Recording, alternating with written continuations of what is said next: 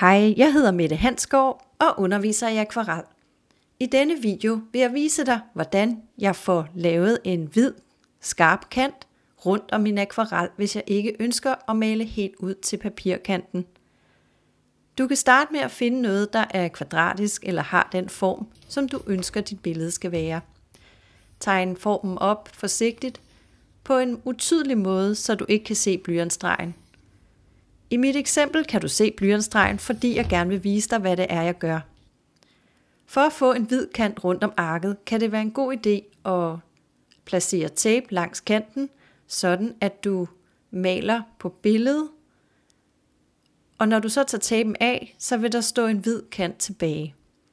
Jeg lægger her på eksemplet, tapen på undersiden af den blyantstreg, jeg har tegnet op, og det gør jeg, fordi at så kan jeg viske blyantstregen ud bagefter. Som sagt, undgå at lave en meget tydelig blyantstreg, fordi det kommer aldrig til at gå helt væk bagefter. Men det er som sagt for at demonstrere øvelsen her. Du kan bruge almindelig tape. Du kan også købe speciel tape, der er egnet til akvarel. Det anbefaler jeg, at du gør. I dette eksempel har jeg valgt den tape, jeg lige havde til rådighed den dag, jeg skulle lave filmen, og det kan du også gøre. Du kan også bruge englehud. Det går dog hurtigere op i forbindelse med, at det bliver vådt. Personligt bruger jeg ikke tape, for mit papir er i en så god kvalitet, at det ikke er nødvendigt at tape arket op. I næste step tager jeg min store brede pensel, en størrelse 10, og så gør jeg arket vådt med vand. Jeg bruger en del vand i øvelsen, for det er en vådt i vådt øvelse. Det betyder, at vi arbejder i vand. Vi lægger farverne ud i vandet, og vandet får lov til at flyde frit, og det gør farverne også, og det giver en lille smule blørede effekter i vores naturbillede. Du opløser dine farver i paletten på en lille porcelænsbakke. Når du har opløst farverne, kan du lege lidt med, hvilke farver du har lyst til at placere ind i dette motiv. Skyld din pensel ind imellem, når du skifter farve.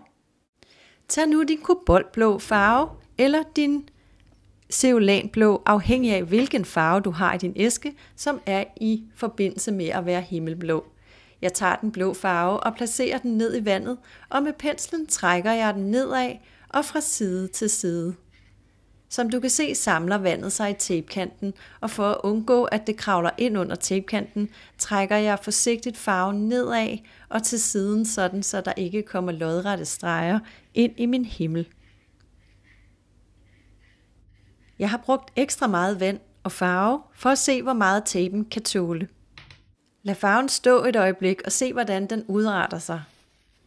Hvis der kommer nogle dråber rundt omkring på tapen, så suger jeg det op med min serviet for at undgå, at jeg placerer min hånd i det og tværer det ud over det hele. Så skal vi i gang med at lave bunden af billedet. Jeg starter med at forstærke kanten op til vandet. Som du kan se, så vil farven løbe ind i vandet, hvis vandet er helt vådt, og det er det, for det er et meget vådt billede, vi sidder og arbejder med.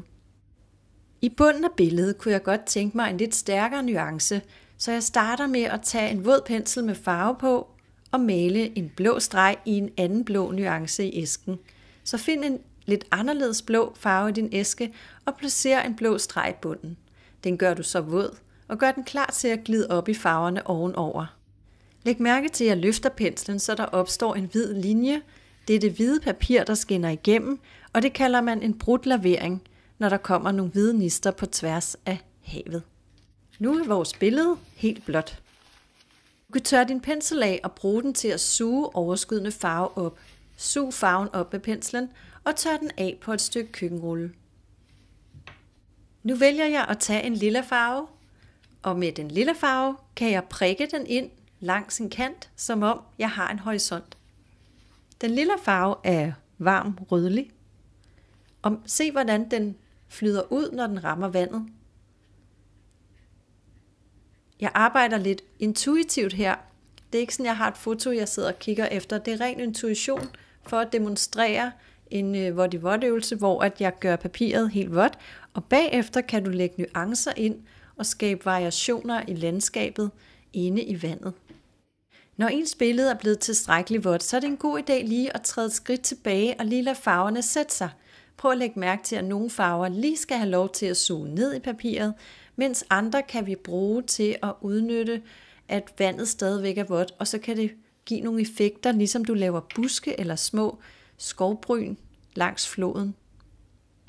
Jeg bruger her en Hooker's Green, altså en mørkegrøn, olivengrøn farve, til at lave en illusion om, at der er buske og træer, der træder frem langs havets linje. Med forsigtighed kan du prikke og stikke den grønne farve ud i billedet, og du kan variere mellem flere forskellige grønne farver, hvis du har lyst til at eksperimentere med at få flere flotte farver frem i dit billede. Så skyller jeg min pensel grundigt, og jeg kan måske tage en lille smule gul farve for at få lidt lyse grønne farver frem i naturbilledet. Prøv at lægge mærke til, hvordan den gule farve blander sig naturligt på billedet med den blå. Den blå og den gule bliver altid grønne, når de mødes, og det er det, der sker her på billedet. Der opstår simpelthen en naturlig farveblanding midt i landskabet. Prøv at lægge mærke til, hvordan den lille farve søger nedad, sådan at de faktisk giver en slagskygge nedenunder vores små buske og træer, der gemmer sig i den lidt blørede horisont. Så skifter du til en lidt mindre pensel. Det er en pensel nummer 5 eller 6. Skyld penslen og tag en lille smule lyseblå farve på, og lad den glide hen over vandet, sådan så der opstår en illusion om, at der er små blide bølger på havet. Måske er det ikke et hav, men bare en skovsø. Det er helt op til dig. Læg mærke til, hvordan mine penselstrøg er vandrette penselstrøg, der går på langs af papiret. De går ikke op og ned, og de zigzagger heller ikke. Men stille og roligt frem og tilbage, og jeg skyller min pensel, tager lidt mere blå på og gentager processen. Du kan forstærke lige så længe du har lyst til, og du kan stoppe processen lige så snart du føler, at du er færdig med motivet.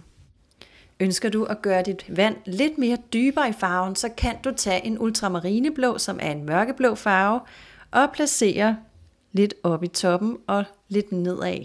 På den måde får du varieret tonerne af de blå nuancer inde i vandet. Til sidst kan jeg måske tage lidt violet eller en mørkere tone og lige skravere lidt græs op i toppen. Så er vi ved at være færdige med øvelsen, og du har nu været igennem, hvordan du kunne male et vådt motiv, der var opspændt med tape.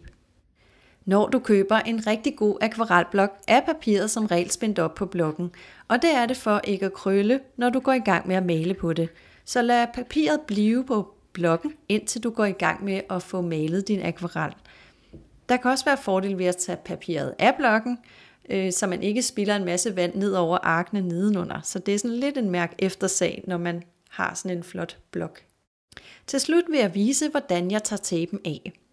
Du skal lade din akvarel tørre i 10 minutter, før du tager tapen af. Du tager fat i tapen i den ene side og holder fast på papiret med den anden. Så tager du det forsigtigt af, så du undgår, at den tager papiret med af. For det kan du godt risikere, når du taper op. Hvis du, ligesom jeg har her i eksemplet, en blyantstreg, der står tilbage, så skal du bruge et knækgummi til at viske blyantstregen af med. Det er et specielt tegneviskelæder, som gør, at du ikke tager papiret med af, når du visker ud. Hvis du bruger et almindeligt viskelæder, så vil du opleve, at dit akvarelpapir begynder at gå i opløsning, og du vil få sådan nogle grimme kanter på akvarelarket, og derfor så er det altid en rigtig god idé at investere i et lille knækgummiviskelæder, som koster mellem 15 og 20 kroner. I denne video fik vi gennemgået, hvordan du kan bruge tape til at skabe en hvid ramme rundt om din akvarel. I videoen blev det også illustreret, hvordan du kan male vådt i vådt. Og nu er du klar til at gå videre med at male akvarel. Så tusind tak fordi at du så med, og rigtig god fornøjelse med at male akvarel. På gensyn i kommende øvelser.